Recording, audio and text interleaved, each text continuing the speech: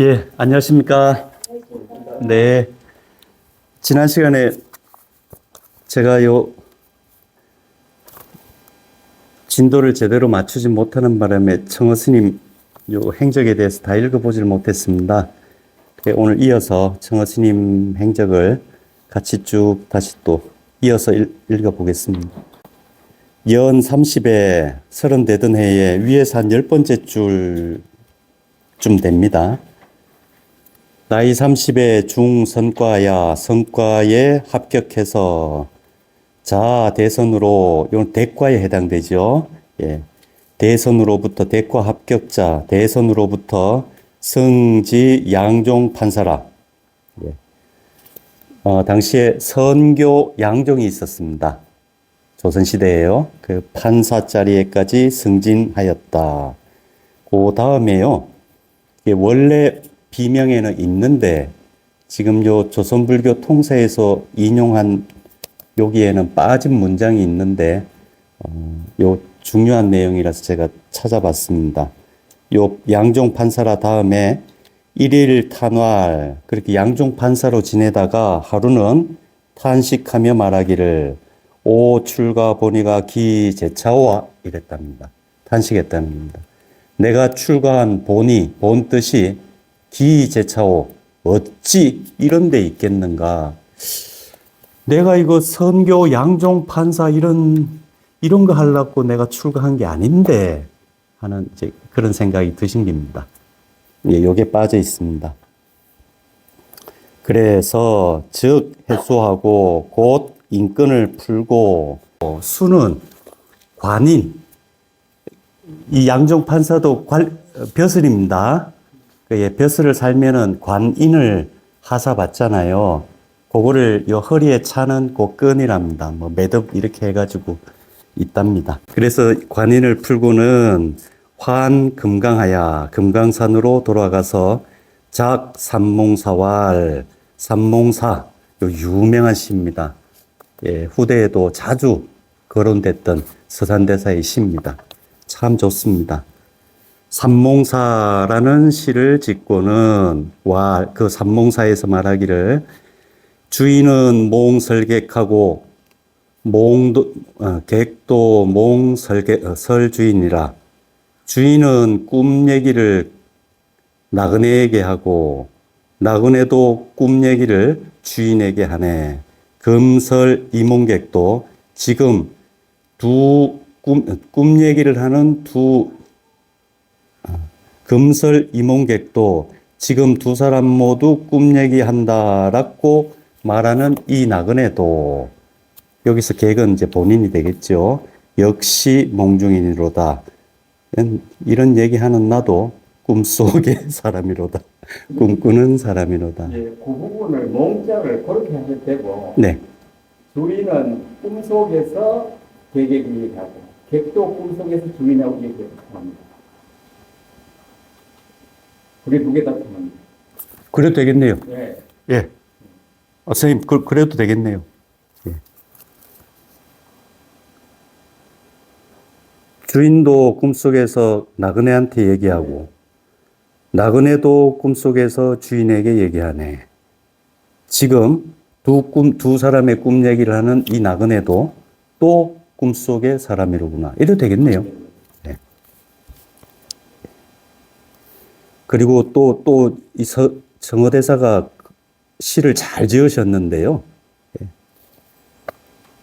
또 향로봉에 올라가가지고 금강산 향로봉에 올라가서 작시와 시를 짓기를 만국 도성은 여지리요 온 나라에 수없이 많은 나라의 도성들은 여지리요 마치 개미집과 같고 전추의 호글도 등 해계로다.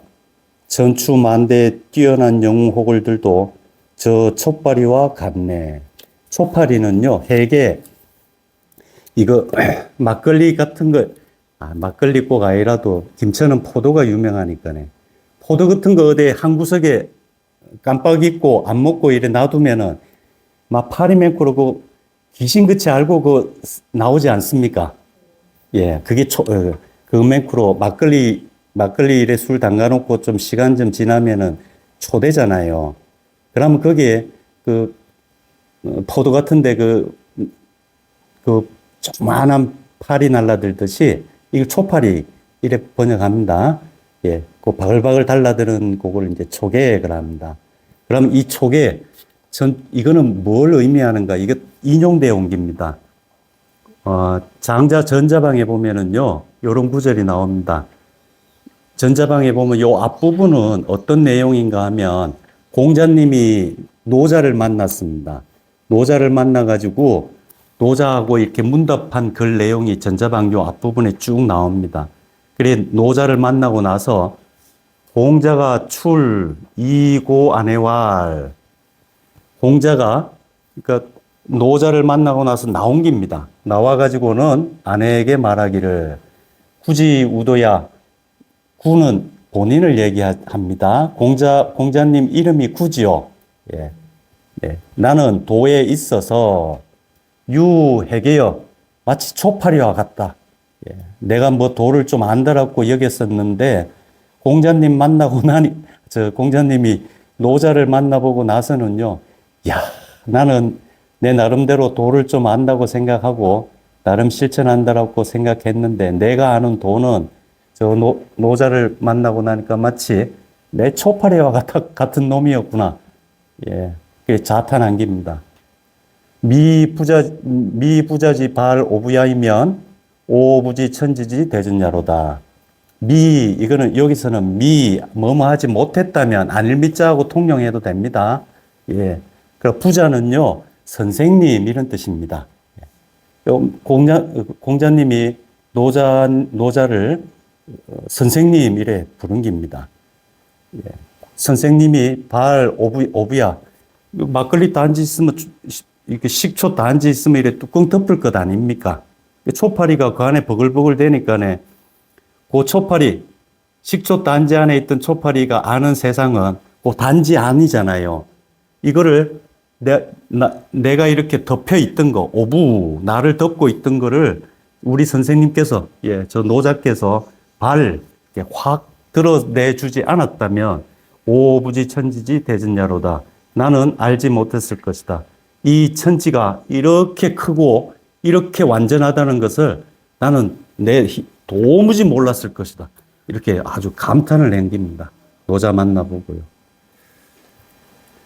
그죠? 이런 선생님 만나면 진짜 좋은데요.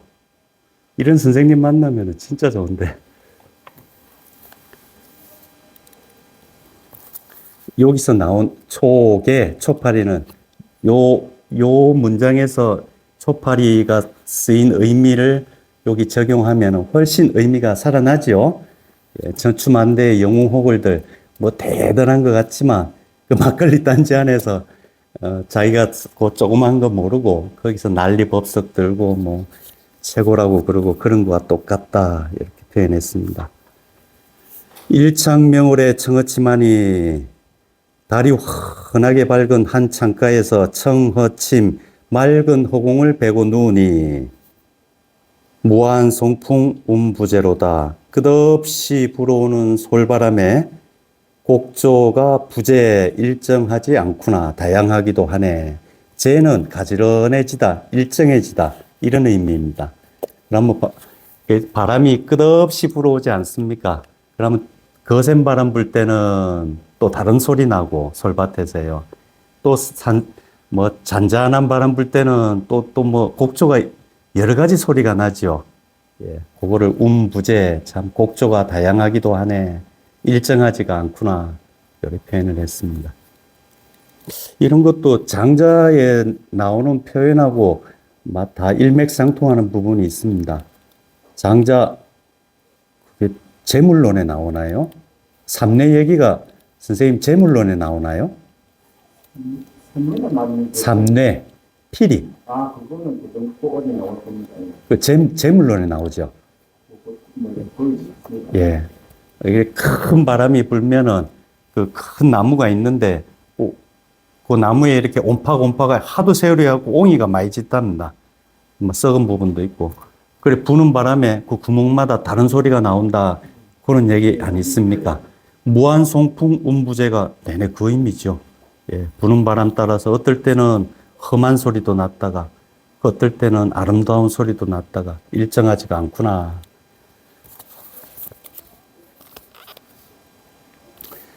그러다가 기축지옥에, 이거 기축옥사라고 그러죠. 역사에 자주 등장하는 이야기입니다. 시에 유정열입지 역옥하니라. 당시에 정열입이 역모를 일으켜서 옥사가 발생하였다. 이게 기축옥사지요. 요 기축옥사의 요승무업이 무인하야 요사스러운 승려 무업이라는 요사스러운 스님이 무인하야, 무는 이거 근거도 없이 거짓으로 고하는 걸 무고 그러죠. 예. 그리고 거짓말로 끌어들였다는 겁니다. 끌어들여 가지고 사가 피체한데, 이 서산대사가 체포되었는데, 공사가 명계에, 공사는 잡혀 들어가 가지고 올리는 말씀, 진술서입니다. 관공서에 올리는 말씀, 진술서입니다. 진술서가 너무도 명쾌함에, 요 얘기도 이제 다른 데 보면은 조금 더 상세하게 기술되어 있는데요. 이 정열입에 난 거라는데, 사실 그 난을 일으켰는지 안 일으켰는지에 대해서도 그 사학자들 사이에서도 말이 많더라고요. 난 일으킨 거 없다. 그냥 이거 서인하고 동인하고 당파 전쟁의 희생물이지. 뭐 이걸 무슨 그 뒤에 보면 이괄의 난이라든지 이인자의 난이라든지 이런 건 실제로 난이죠. 그죠? 예, 군사를 일으켰거든요. 근데 정열입 사건에서는 그런 것도 없어서 역사학자들 사이에서도 말이 많답니다. 이게 진짜 영문지 아닌지 말이 많답니다. 예, 그런 말 많더라고요. 예. 어쨌든 간에 하여튼 이 일로 인해 가지고 희생자들이 많이 발생했지 않습니까? 근데, 우리 불교계에도 그 파장이 만만치가 않았습니다. 그래, 서산대사도 피체됐다 그랬죠? 그 다른 기록에 보면은 서산대사는 사명당 기록에 보면 이게 나옵니다. 예. 사명당도 체포가 됐거든요. 서산대사는 묘양산에서 체포돼 가지고 서울로 압송되고, 사명대사는 오대산에 있다가 체포돼가지고 강릉부로 압송됩니다. 이 얘기가 이제 사명대사 행장에도 보면 나옵니다. 그래, 여기 보면 무업이라는 사람이 거짓말로 이렇게 끌어들였다 그러지 않습니까? 그 당시에요, 그 주모자들로 지목된 사람하고 주고받은 편지만 있어도 다 잡아들였답니다. 그런데 이 무업이라는 스님이 제법 글을 잘하는 분이었나 봅니다. 그분의 시축, 옛날 분들은 자기 시집들 하나씩 가지고 있었지 않습니까? 그 시축에, 무업 스님이 가지고 있는 시축에 서로 주고받은 시들을 기록하지 않습니까? 거기에 서산대사 시가 들어가 있는 겁니다. 사명당 시도 들어가 있고요. 근데 그 당대에 이름난 스님들이니까 문장 잘하고 똑똑하고 어른 대접받고 하는 스님이니까 얼마든지 들어갈 수 있는데, 이제 무업이라는 스님이 이 주도자 중에 하나로 체포가 되니까 같이 그냥 다 잡혀간 겁니다. 그래서 전혀 그런 거 없고 이제 그냥 시만 주고받았다는 게 판명이 돼가지고 두 분 다 풀려났는데요. 여기에 대해서 또 이야기가 많더라고요. 이 정열입의 난 때 희생된 사람들이 대부분 다 동인이었지 않습니까? 그 사명당하고 서산대사도 그렇고 동인들하고 이렇게 교류가 많았답니다. 특히 서산대사도 그렇지만 사명대사가 허균의 형인 허봉하고요, 아주 절친한 사이였습니다. 물론 나이는 사명당이 좀 많았지만, 몇 살 많았지만, 서로 형 아우하고 친구처럼 아주 돈독하게 지냈습니다. 그래서 사명당 시집에도 보면 허봉을 애도하는, 허봉이 일찍 죽었지 않습니까? 허봉이 무슨 사건인가? 이의 탄핵 사건. 동인 측에서 율곡 이의를 탄핵했잖아요. 그 주도자가 중에 한 명이 허봉이었거든요. 그 일로 선조의 노여움을 사가지고 유배당합니다. 유배당해가지고 일찍 죽었거든요. 예, 관직 다 내려놓고 고향으로 돌아왔다가 금강산에 가서 돌아가셨습니다. 그래, 이 허봉이 이렇게 스님들하고 굉장히 돈독하게 지냈습니다. 불교에 대해서도 호의적이고요. 허균도 그 영향을 받아가지고요. 불교에 대해서 굉장히 호의적이었습니다. 지금 역사라는 게 사실에 대한 기록이라기보다는 막 편파적인 게 참 많죠. 그죠? 예, 아주 객관적이라는 할 수 없습니다. 근데 그래서 시간이 지나면서 재평가되는 인물들이 많잖아요. 그 조선조 중에서도 재평가할 만한 대표적인 인물 중에 하나가 저는 허균이 아닐까 그래 생각합니다. 허균이 불교에 대해서 아주 호의적이고 가는 곳마다 불교 신자를 공헌을 했습니다. 관아마다 부처님 모시고 그랬거든요. 그래서 허균이 막 능지처참 당하는데 주변에서 안 도와줬다 이런 얘기도 있고 그렇더라고요. 그래.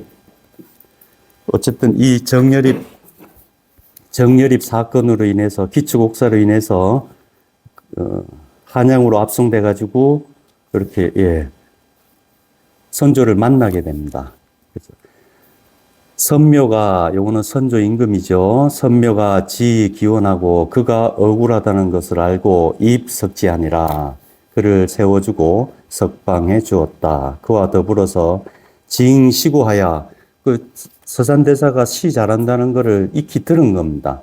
그래서 시집을 가져와라 해가지고 징시고하야 남지하고 읽어보고는 가탄하고는 매우 칭찬하고 감탄하면서 화 묵죽 사지하니 묵죽도 이렇게 채색된 게 아니고 우리 사군자 치지요.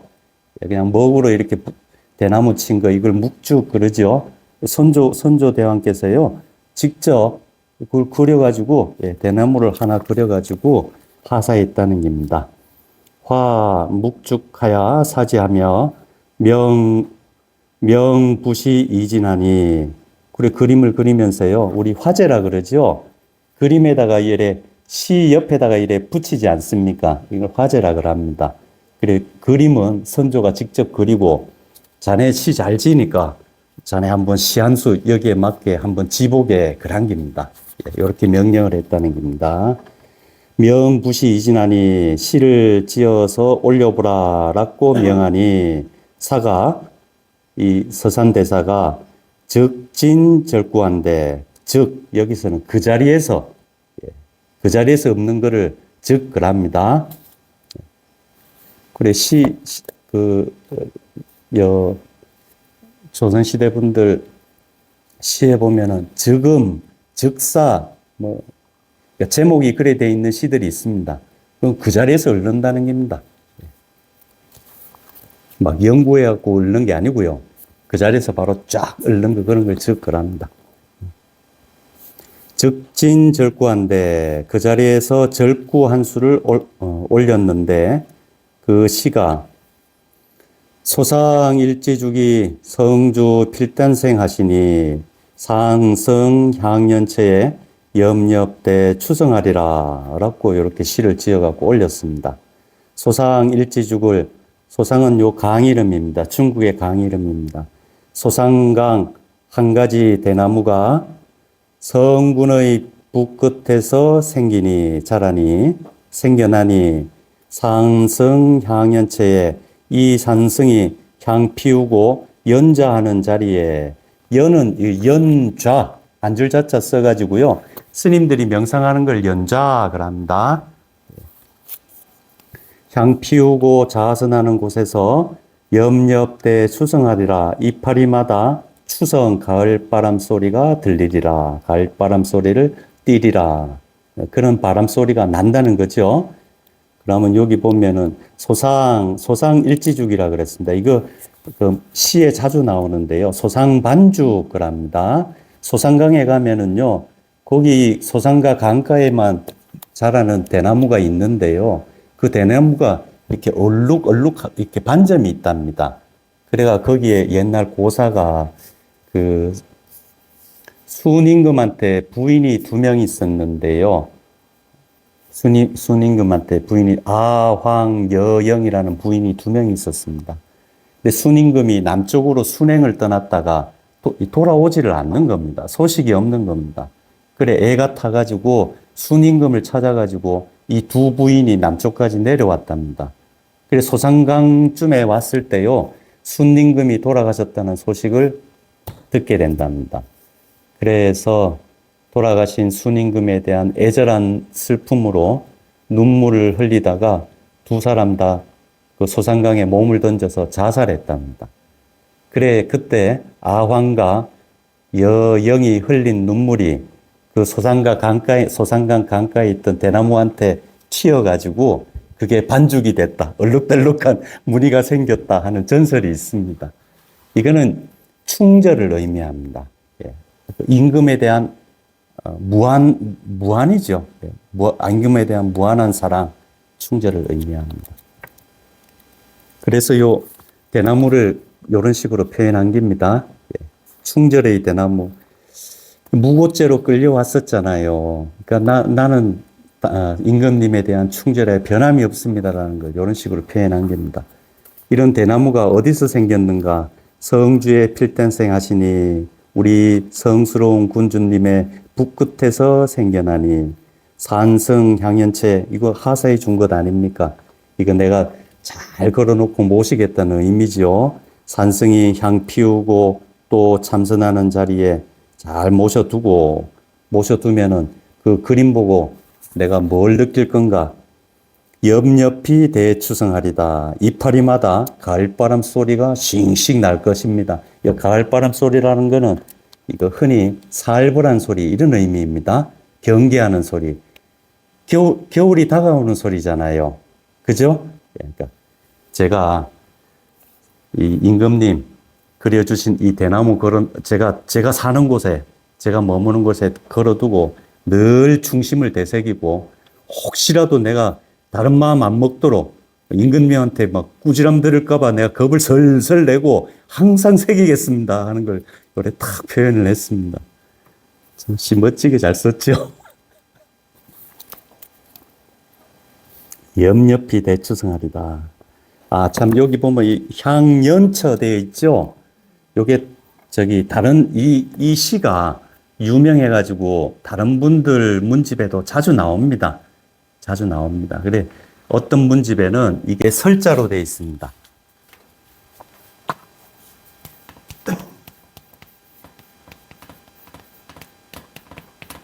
이 향을 사르다, 태우다 할 때 설, 그러죠? 예. 이 산성이 향 피우는 자리에서, 향 피우는 곳에서, 절에서, 예. 염렵대 추성하리다. 그랬더니 선조대왕이 역사 어제 일절하시니, 이렇게 시를 한 수 올리니까요, 선조도 또 시를 한 수 지어가지고 하사한 겁니다. 서산대사한테요. 어떻게 지었나 하면, 엽자 호단추라고 여기에 있는 이 대나무의 잎은 호단 북끝에서 나오고 금비 지면생이니 이 뿌리도 대나무의 뿌리도 땅에서 솟은 것이 아니니 땅에서 난 것이 아니니 원래의 무견영하고 달이 와도 무견영 그림자를 볼 수 없고 여기서 견은 현으로 바꿔도 됩니다. 예, 그림자가 나타나지 않을 것이요. 그림자가 보이지 않을 것이요. 둘 다 괜찮습니다. 풍동에 불문성하리라. 바람이 불어도 소리가 들리지 않으리라. 요렇게 선조께서 시를 또 하사를 했답니다. 그리고는 상내심후하니라. 상으로 많은 심후, 매우 많은 물품을 선물을 해서 이렇게 내려줬다는 겁니다. 상으로요. 글 잘 짓다고요. 하사해 주신 거죠. 그러면 요때, 정열입에 난 때 묘양산에서 체포됐거든요. 그래, 묘양산에 서산대사가 요 앞에 보면은 선교 양종 판사로 계시다가 하직하고 막 금강산이고 뭐고 이렇게 막 다녔다 그랬지 않습니까? 예, 다니다가 미왕산에 그때 추석할 당시입니다. 그럼 여기도 이제 내용이 빠진 게 있는데요.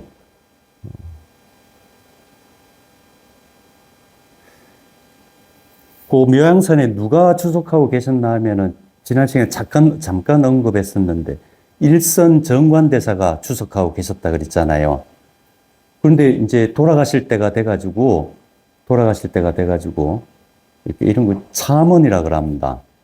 좀 막 의미가 금방 안 들어오는 말을 이렇게 후계자를 지목을 안 하고요. 후계자를 지목을 안 하고 무슨 뭐 비밀스러운 말 비슷한 거 수수께끼 같은 말을 이렇게 딱 남기고 돌아가셨습니다. 이걸 참언이라 그러는데요. 요런 말씀을 남기고 열반하셨답니다. 예. 한문 선생님, 예, 이거 한번 풀어보시겠습니까? 참새가 생겨 미래 예언인데 그건 풀 수 없죠. 예. 그죠? 이거 이제 이렇게 파자가 돼가지고요. 이게 이런 걸 파자라 그럽니다. 사람들이 금방 못 알아듣게 좀 이렇게, 예. 단의 유체, 이건 이제 단의라고 하는 거, 옷 한 벌의 옷. 이건 뭘 의미하는가 하면 우리 불교 집안에서는 전법, 법통을 전할 때에 가사와 바루를 전하잖아요. 이 법통을 전하는 걸 요래 표현한 겁니다. 옷 한 벌을 유체, 빚졌다는 겁니다. 예. 빚졌다는 겁니다. 누구한테? 목인쟁청, 요 두 개 합하면, 사람인 요다 갖다 놔놓으면, 요 두 개 합하면 어디 됩니까? 휴정이 되죠. 예. 휴정한테 내가 옷 한 벌을 빚졌다는 겁니다. 부시무경, 그 사람, 다리가 없는 게 아니니, 내자 난명하니라. 저 남쪽 바다에서 오리라. 이건 남쪽에서 오리라. 그 얘기죠. 이 휴정선사가 어디서 득도했는가? 저 지리산에서 득도했지 않습니까? 예. 그러고 스승이, 물론 그 수계사지요. 일선 정관 스님이 수계사입니다. 한데 법사는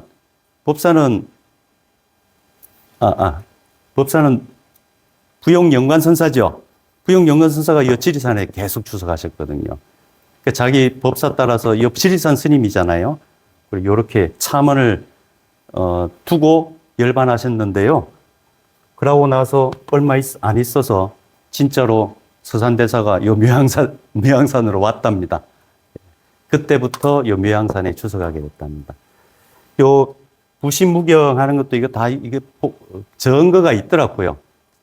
다리가 없는 게 아니니 이것도 다 증거가 있더라고요. 저 때 찾아봤었는데 사람들이 진주 안 있습니까? 진주가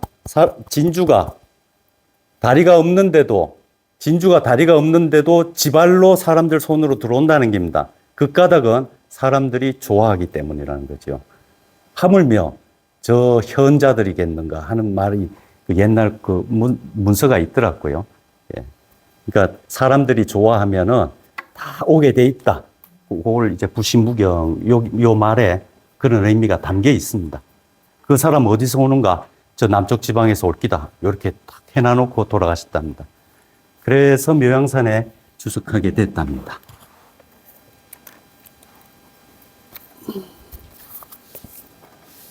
그리고 나서는 이제 임진왜란입니다. 임진년에 임진왜란 때 대가가 서행용만하니, 대가는 임금의 수레죠. 임금의 수레가 서쪽으로 어디로 행차했는가? 서쪽으로 용만, 요거는 의주의 별칭입니다. 의주로 행차하니, 사가 즉 장금 진아래, 곧 서산대사가 곧 칼을 짚고 나아가 아래기를 나아가 참알 찾아뵙고는 찾아뵈니 선묘가 탄활 선조께서 교시하시기를 세난 여차한데 세상이 어지러운 것이 이와 같은데 세상이 이처럼 어지러운데 이가 홍제호와 그대가 널리 구제할 수 있겠는가? 그대가 좀 해결해 줄 수 있겠는가? 그래 말씀하셨습니다. 선조가요. 그랬더니 사가 서산대사께서 의비배명하고 눈물을 흘리면서 그 명을 엎드려 절하며 받아들이고 받고 청활 부탁하기를 임금에게 아뢰기를 국내 치도지 노병부림 항호자는 국내 치도 이 나라 안의 스님들 가운데서 늙고 병들어 부림 항호자는 항오는 이거 군대를 의미합니다. 군대에 이렇게 뭐 작은 분대들 있죠. 분대 있고 소대 있고 중대 있고 하죠. 예, 단위가 있습니다. 군대에 군인이 되는 그 일을 불임 감당할 수 없는 사람, 그런 늙고 병든 사람들은 신이 제가 영제지 분수하야 어떻게 하는가? 제지 자기들이 있는 곳에서 분수는 이제 향을 사르면서 기도하는 겁니다. 그걸 분수 그럽니다. 향을 사르면서 이기 신조하고 신에게 도움을 부탁하게 하고 영이 여기 걸리죠. 기여는 그 나머지는 병들고 늙은 사람들 빼고 그 나머지는 신에게 통솔하여 신이 모두 통솔해서 실부군전하고 다 함께 군대로 달려와 이효 충적하리다. 저 피처럼 뜨거운 충성을 본받게 하겠습니다. 또는 드러내게 하겠습니다. 이렇게 얘기하니까 선묘께서 의지하여 그걸 매우 의롭다 여기시어 명위 8도 16종 도청섭하고 어떻게 명령을 내렸는가? 8도 16종 도청섭을 내린 겁니다. 예, 되도록 명하고 이런 걸 내린 거죠. 그럼 왜 8도 16종이라고 했는가? 관로에서 설명하고 있습니다. 8도지 선교 양종고로 위 16종이라.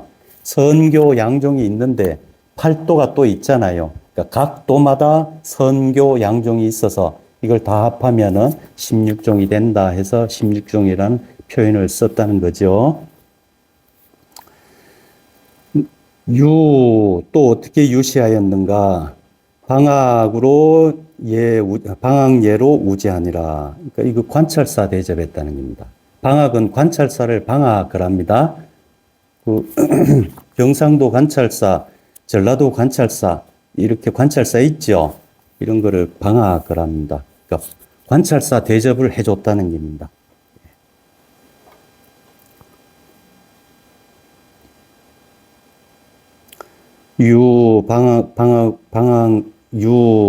방학예로 우지하니라. 어시의 송훈은 사명대사호입니다.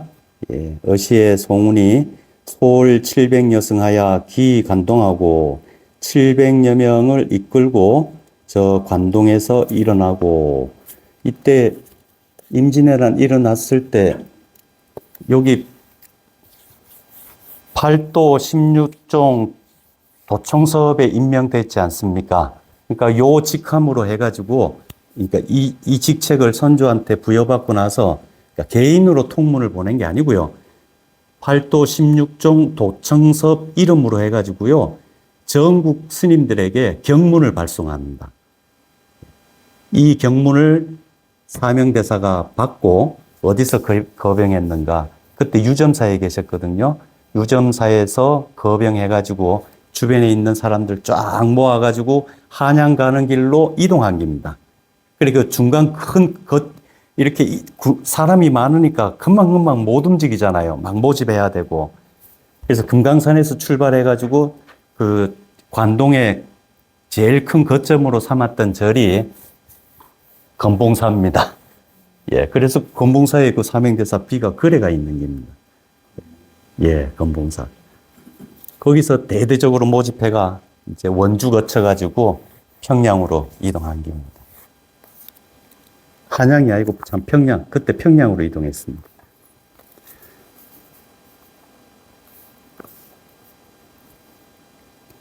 또 처형이 소을 일천 여승하야 처형은 이 남쪽 지리산 지역에 있었습니다. 그래서 영호남에 있는 승병들 규합해가지고 이제 북상했습니다.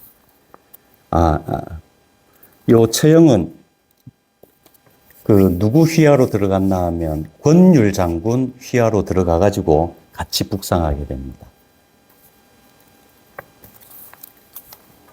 처형이 소월 일천 여승하야 기 호남하고 산은 서산대사는 소월 문도급 자모성 1500하니 자기 문도를 비롯해 또 자신이 모집한 승려 1500명을 소월 이끌었으니 도합 5000여 명이 회우 순환 법흥사하야 그렇게 이 세 분이 모은 데다가 또 주변에서 또 이제 합류한 분들 계시겠죠. 승병이 5000이었다는 겁니다. 요 평양성 공격할 때 동참한 승병이 5000이었다는 겁니다. 이거 5000이라 그러니 뭐 별것 아닌 것 같지만 당시로 봐서는요 대대적인 군사입니다. 대대적인 군사입니다. 거기다가 스님들 같은 경우에는 대부분 다 젊잖아요. 그렇죠? 관군 못지않은 겁니다. 당시 스님들이 거의 대부분 청장년층이었고 또 산에 계셨잖아요. 유격 훈련이 이미 돼 있는 분들이라고요. 예. 그래서 임진왜란 때 승군들의 활약이 대단했습니다. 조선이 이게 성리학을 너무 받들다 보니까 역사에서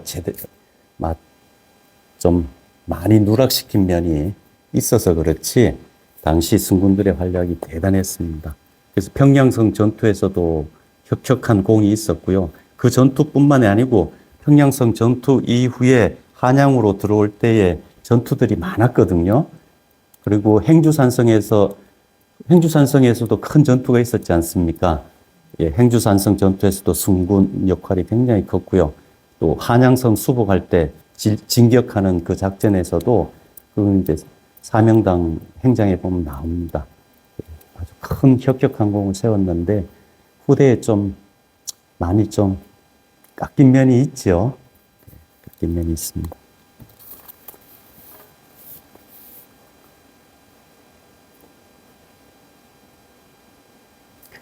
그래서 이 5000명의 승군이 어디에 모였는가? 순안 법흥사하야. 순안은 지금도 텔레비에 가끔씩 나오더라고요. 평양 그 옆에 순안 비행장 미사일을 자주 쏘더만요. 순안에서 발사를 자주 하더만요. 예. 여천병은 이제 천자의 나라의 병사들이니까 이건 명나라 군사지요. 예. 명나라 군사들을 천병 그랬습니다. 여천병으로 선후 앞서거니 뒤서거니 하면서 이 조세하고 군세를 도왔고 출전 목담봉 하야. 여기 목담봉 평양성 전투죠. 평양성 전투 아주 치열했답니다. 예. 아주 치열한 전투였답니다. 이때 승군들은 이 모란봉 전투에 대거 평양이 크지 않습니까? 그래서 이거 다른 기록 보니까 여기 평양성 전투에 대해서 역사서 중에 자세히 기록된 게 제법 많더라고요. 여러 곳에 기록되어 있더라고요. 거기 보니까 여러 방면에서 공격을 했더라고요. 그 중에 승군은 모란봉 전투에 대거 투입이 됐다는 얘기입니다. 모란봉 쪽으로 공격하는 루트를 이제 승군들이 출전했다는 거죠. 그리하여 차맥 심다하니라. 머리를 베고 체포한 사람들이 매우 많았느니라. 천병이 수국 평양하고 명나라 군사들이 드디어 평양을 수복하고 보옥 송도에 그리고 또 이어서 개성 송도를 회복하였으며 하매 경성의 적이 산영에 있던 적들이 소둔하니 그래 평양도 수복하고 개경도 수복하고 진군에 들어오니까 나중에 왜군들이 이제 도망쳤지요. 예. 요 도망쳤던 것도 역사서 보니까네, 이 여성하고 합의해가지고 도망갔다는 얘기가 나오더라고요. 예. 이 여성이 퇴로를 열어줬다는 얘기도 있더라고요. 야, 그 참 재미난 얘기가 참 많더라고요. 근데 여기에서는 쥐새끼처럼 도망쳤다고 해놨습니다. 한밤중에요. 예.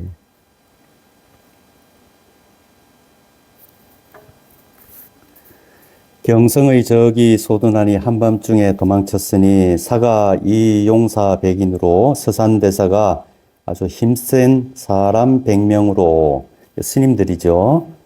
영대가하여 임금의 수레를 맞이하여 환경도하니라. 서울로 돌아왔다.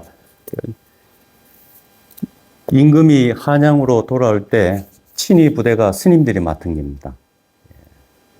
그만큼 신뢰한 거죠. 그만큼 신뢰했던 겁니다.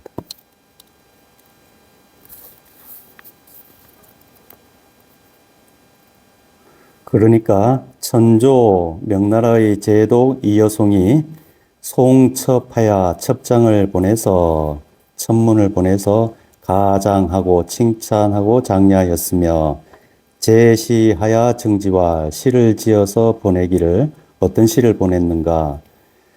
무의도 공리하여 전심학 도선이라가 금문 왕사급하고 총섭 하산전이로다 하는 시를 써서 보냈습니다.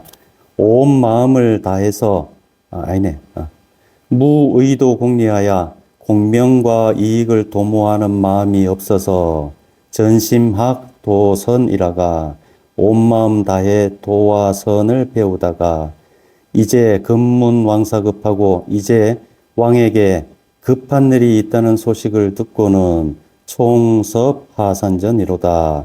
총섭이 되어 또는 스님들을 몽땅 통솔에 이끌고 산마루를 내려오셨네. 이런 시를 써서 보냈답니다. 이 여성뿐만 아니고요. 여러 장군과 관리들이 쟁선하여 앞다투어서 성첩 정류하니라. 문서를 보내고 편지를 보내고 또 정류하니라 선물을 보냈다. 적퇴에 적들이 다 물러가자 사가 개활 서산대사께서 임금에게 글을 올리기를 신년수 80이요 신의 나이가 수 80, 80에 접어들었고 80에 접어들었고 근력 진이하니 힘도 다 빠졌으니 청이 군사를 활도 16종 도청섭으로 임명받았지 않습니까? 이게 군사거든요. 이 군대를 통솔하는 일을 어떻게 부탁했는가? 소거 제자 유장급 처영인이다. 신의 제자인 유정과 처영에게 속 맡기었으면 합니다. 하고 부탁하였다. 임금에게 청하였다. 하기를 청합니다. 신은 그리고 저는 무엇을 원하는가? 납 총섭인하고 이 도청섭의 관인을 반납하고 환향산 구서하니라 하니다. 묘양산 옛 거처로 돌아가기를 바랍니다. 그렇게 글을 올렸습니다. 했더니 선묘가 가기지하고 손조대왕이 그의 뜻을 가상히 여기고 민기로하여 그의 나이가 늙은 것을 어여삐 여겨서 불쌍히 여겨서 사호호대 호를 내리기를 요게 앞쪽에 나온 요 호입니다. 그래서 어떤 호를 내렸는가? 국일도 대선사 선교 도청서 부종수교 보제 등계존자라 하니라. 이렇게 선조께서 호를 내렸습니다. 자시로 이때부터 의익고하고 스님의 의로움이 더욱 높아지고 명익존하니라. 그 이름이 더욱 존귀하게 받들여졌느니라. 왕려 풍악 두류 묘양 제산한데 풍악은 금강산이죠. 금강산 두류 요거는 지리산입니다. 묘양산 등 여러 산을 왕래하였는데 상수자가 천여인이요. 항상 따르는 사람이 천여 명이나 되었고, 출세자는 세상에 그 이름을 드러낸 자는 70여 명이나 되었다. 70여인이니라. 이렇게 되어 있습니다. 비명에는 월사 이정구 선생이 쓴 비명에는 우리가 지난 시간에 읽었던 임종계가 소개가 되어 있지 않습니다. 근데 그 다른 전적에 이 임종계가 수록되어 있어서 다른 전적을 한번 보겠습니다. 여러 전적에 수록되어 있는데요. 그 중에 이제 해동불조 원류라는 책에 요 임종계가 들어가 있습니다. 언제 돌아가셨는가? 갑진년 정월 22일에 갑진년 1604년입니다. 위 문인들에게 말씀하시기를 명일 해시 초에 내가 내일 해시 초에 오거일이라 내가 가리라. 내가 죽을 것이다. 급기에 약속한 시간이 되자 색필석에왈 붓을 달라고 해서 개송 한 수를 쓰시기를 천개만사량이 홍노의 1.설이니 니우 수상행에 대지 허공열이로다. 이렇게 임종계를 쓰셨습니다. 천가지 계획 만가지 생각이 이글거리는 화루에 한 점 눈이니 진흙소가 무리를 감해 대지도 허공도 찢어지는구나.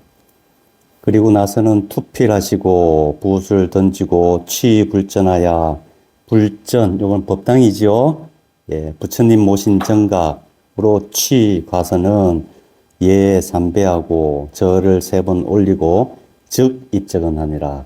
그 자리에서 입적하셨다.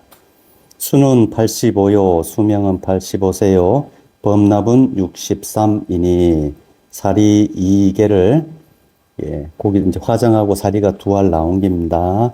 사리 2개를 봉안우 보현사 나옹 지급하고 보현사에 나옹선사 탑이 있는 그 계단에 모셨다는 겁니다. 이건 높이 모셨다는 뜻입니다. 나옹선사가 해동 선종에서 태고선사 보호선사 태고 보호선사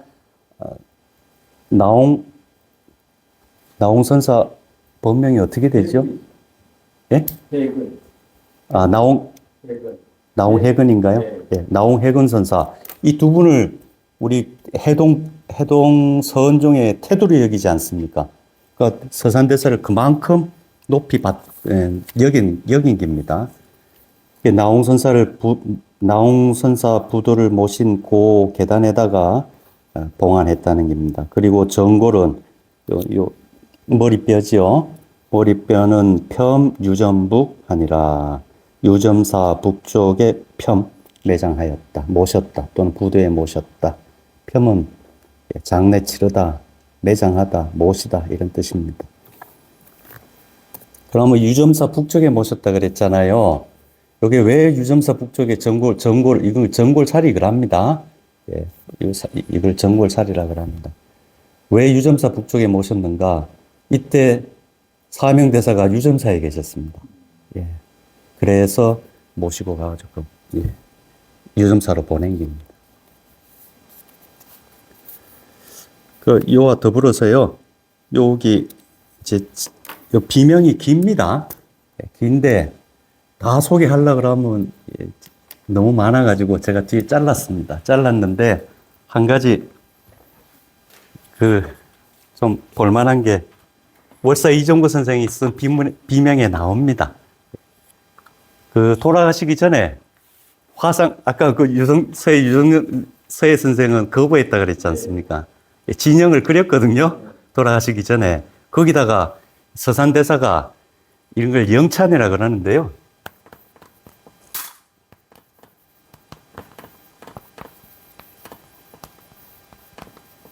왜 진영찬 그러죠? 이걸 본인이 직접 이제 다른 사람이 유명한 문장가들이 써주는 경우도 많지만 이걸 직접 쓰는 걸 이걸 자차한 거라거든요. 서단대자가 이 자찬을 씁니다. 80년 전에는 거는 이거 그것 저것 이래 새기면 됩니다. 거는 이거 진영이겠죠? 예, 진영을 두고 한 얘기입니다. 예, 이 진영을 두고 한 얘기입니다. 80년 전에는 이 진영이 누구요 하면은 진영이 나이겠지만 나는 이제 청어지요, 그죠? 예, 그림 보고 누가 물을 겁니다. 이게 뭡니까? 그러면, 이거 청어 스님 그림입니다. 이래 얘기한다는 겁니다. 그것이 아니나 80년 후에는 아시거로다. 80년 세월이 또 여기서 80년 지나게 되면은 내가 저거겠구나. 이 말은 이 그림 누구요? 그러면 청어 스님입니다. 그러는데요. 똑같이 청어 스님 그림입니다. 그러는데요. 옆에 청어 스님이 있다고 한번 이 그림 옆에 있다고 생각해 보십시오. 80년 전에는 그림이 열에 있고 청어 스님이 있습니다. 그러면 어떻게 얘기하는가? 이게 이 스님 그림을 보고요. 이 스님 그린 거네? 이렇게 얘기한다는 겁니다. 근데 80년 세월이 한참 지나면은요. 그림만 있잖아요. 만일 이제 상상을 하는 겁니다. 그림만 있는데 청어 스님이 타임머신 타고 와갖고 쫙 나타났다고 치자고요. 사람들이 뭐라 그러는가? 이걸 보면서요. 이 사람 저건데? 이래 얘기한다는 겁니다. 저 사람, 그림에 있는 그 사람이네? 이래 얘기한다는 겁니다. 그러니까 주종이 바뀌는 거죠. 주종이 바뀌는 겁니다. 80년 전에는 이 진영이 나의 그림자이지만, 예. 세월이 한참 지나면은요, 뭐가 추가되는가? 이 초상화가 추가되고요. 이게 종이 된다는 겁니다. 이런 거 한번 새기 볼만 하죠? 생각해 볼만 합니다.